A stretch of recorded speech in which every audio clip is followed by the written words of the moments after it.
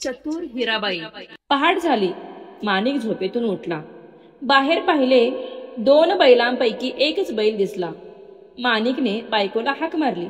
दोघांनी सगळीकडे बैलाचा शोध घेतला, पण बैल सापडला नाही.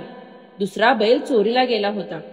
माणिक व माणिकची बायको हिराबाई बैल बाजारात गेले. अचानक हिराबाई ओरडली, "अहो, हा पहा आपला बैल, चोर सापडला." आवाज ऐकून चोर घाबरला.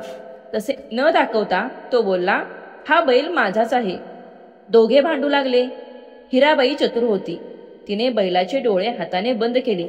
चोराला विचारले, "बैलाचा कोणता डोळा अधू आहे ते सांग. बरोबर सांगितले तर बैल तुझा."